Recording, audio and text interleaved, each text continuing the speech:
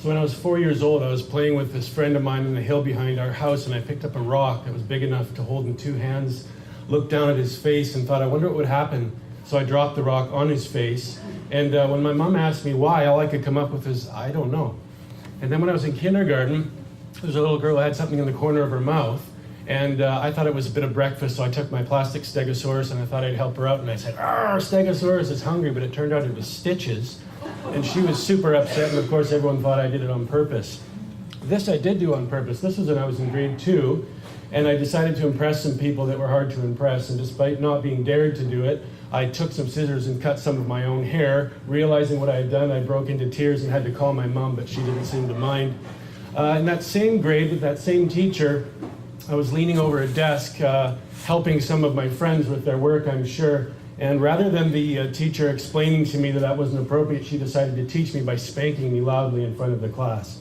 And then I had this Mr. T action figure that was my most coveted and prized possession. And I played with him all the time. And then one day my mom was going into town, and I wasn't allowed to go with her. So in a fit of rage, I smashed him on the ground, and he broke into a million pieces and was lost forever. Similarly, when I was over at my friend's house, I was climbing down from his bunk bed and I leaned on the shelf that I thought was fastened, but it wasn't fastened, so it flipped all of his Star Wars spaceship models onto the ground where they broke into pieces, and his dad came in and asked me how I could do something so stupid. Then I was in a McDonald's one time with my family, and my younger brother got his fingers shut in the door, so I rescued him from that fate. And as I was watching them lead him into the kitchen to put his fingers in some ice, the door shut on my own fingers in the exact same place, and I ended up in the kitchen with him. And then I also liked to play with fire as a kid. And so one time I was building a fire in a fort next to some long dry grass, and decided to add some fuel to the fire by actually adding fuel to the fire. And it led to a massive explosion, but luckily nobody died. And then Charlotte Diamond came to my school when I was in grade 7, and she needed a volunteer tambourine player. So I stepped up and played it like a hillbilly, which was really funny for like the first 30 seconds, but then I was stuck doing it for the next 3 minutes. Got really awkward. But not as awkward as when I was in grade 8, and I decided to impress this girl in a balloon popping race by jumping as high as I could and landing on my butt on the balloon, which I did, except for the landing on the balloon part. I just landed on my butt in front of the school. It was kind of embarrassing. And then when I was in grade 11, I had this math test, because math was never my specialty. I couldn't get the first answer, so I skipped and I skipped and I skipped, and I got to the end and realized I didn't know a single answer on the test. Of course, I did get 1 out of 20, but that was from 2 half marks put together.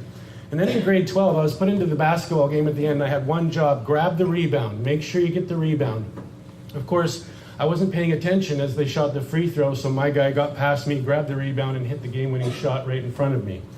And then in grade 12, I dropped the AP part of English 12 AP because I didn't want to do that part, and so I had a spare. But rather than use that spare to do homework in all of the classes that I was behind in, me and my friend just photocopied our faces in the library every day. And then when I was about 18 or 19, I was on my way to the gym. It was a dark and rainy night. I was driving about 110 kilometers an hour where I should have been driving about 40.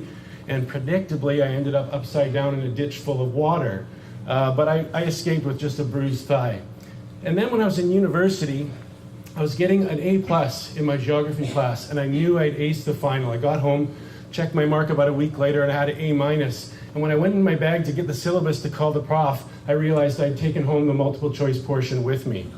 And then I had this car and this job that I worked in Vancouver, and I had this tuna fish salad in a bowl that I forgot was in the back seat. And then I could tell it was there because of the smell, but I put it off for so long, eventually I just had to anonymously leave it in a parking garage. And then one time when I was working at this treatment center, I needed to impress these people that I was working with, so I went into the gym and started working out, even though I hadn't worked out for a long time. And I worked out so hard that my wife had to call in sick for me the next day because I literally could not move my arms. So all of these things led me to think that perhaps there might be something going on with me. And I ended up being diagnosed by an ironically named psychiatrist named Dr. Sad. And he had confirmed that, in fact, I did have ADHD, which explains so much. And he gave me a prescription for some medication. And the first day I took the medication, it was like somebody had turned the defog on, and I could finally see clearly out of the window. And all of these things that had happened in my life finally made sense.